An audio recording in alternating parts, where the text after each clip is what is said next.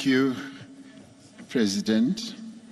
I now have the honor to call His Excellency President Isaias Afwerki, the President of the State of Eritrea.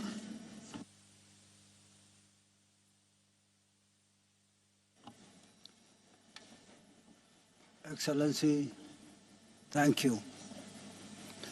May I first join previous speakers to express our gratitude to Your Excellency and other heads of state and governments of BRICS for convening this 15th summit.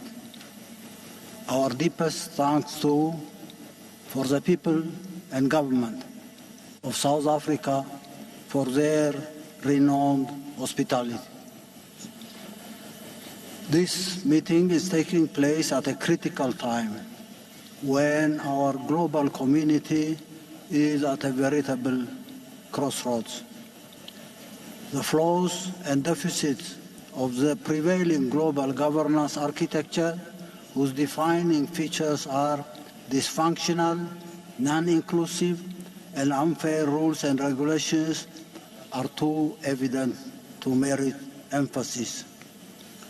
U.S. exceptionalism, or Pax Americana, has unleashed malaise that have gravely impaired global progress for almost a century now. Bipolarity, ushered in after the end of the Second World War, and attempts to impose unipolarity in its sequel in the past 30 years have resulted in endless spiral of conflicts and perpetual instability. Opportunities for global progress, meaningful participation between nations and peoples based on inherent commonality of interests and aspirations, social harmony within societies that depend on fair access to and distribution of the national pie have been squandered. This, in spite of mankind's exponential technological progress in the last 2 centuries, a capability which could have changed the quality of life for all humanity if it were seen, indeed as it should, in purely ethical terms, as a common public good. And at this 11th hour, the principal advocates and proponents of hegemony are pushing our global village to the brink of unprecedented disaster. The tendency for unbridled escalation of the war in Ukraine, led by the United States and NATO, is fraught with consequences that are ghastly to contemplate. Yet, the United States and its allies continue to doggedly pursue this perilous path in a desperate attempt to turn back the clock of history and assert what they term as their unassailable global superiority and dominance. Differences of scale aside, the devastating wars incubated by these policies in Africa, the Middle East, and other parts of the world in the past decades have and continue to incur colossal losses. The situation in Niger is only symptomatic. It's symptomatic of modern slavery. Imagine bringing back all the uranium that had been going to Europe to electrify this marginalized continent.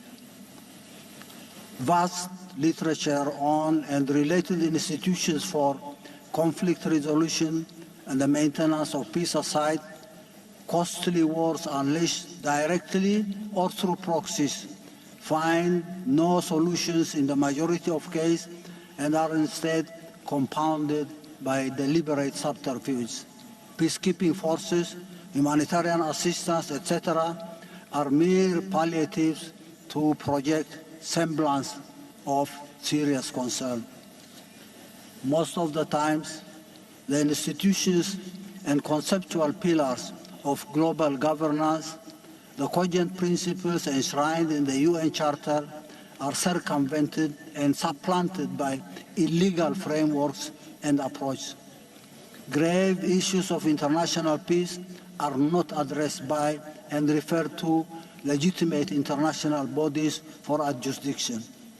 Alliances and power blocs, coalitions of the willing are the preferred tools in order to breach international law. Illegal and unilateral sanctions, weaponization of US-dominated financial, economic, and judicial institutions, as well as other punitive instruments in their toolbox, are routinely invoked to punish those who do not toe the line. These suffocating and malicious policies are embellished by high-sounding phrases in order to claim the moral high ground. They are also propagated extensively through their wide and subversive media outlets.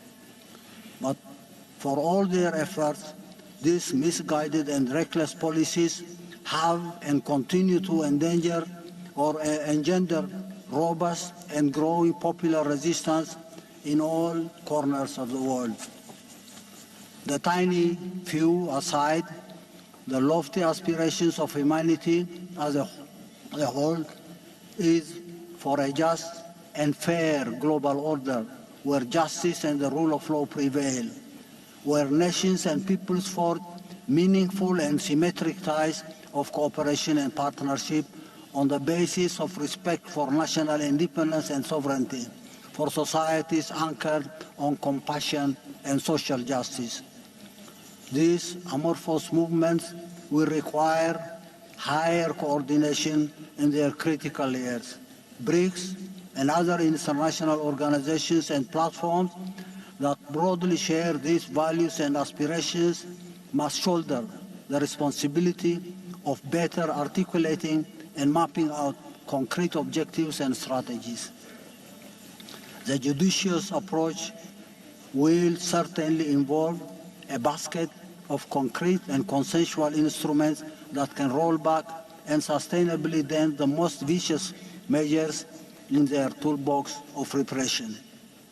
In this respect, the measures of de-dollarization, already on the offing with varying pace and through different alternative frameworks, could be supplemented by continuous consensus building and joint action in appropriate international forums to prevent conflict.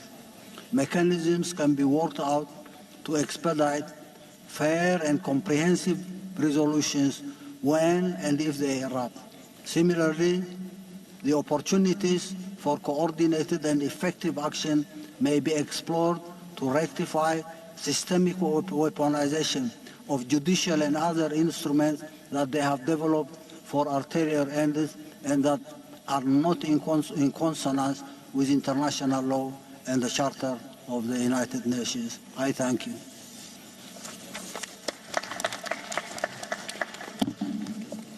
Thank you very much.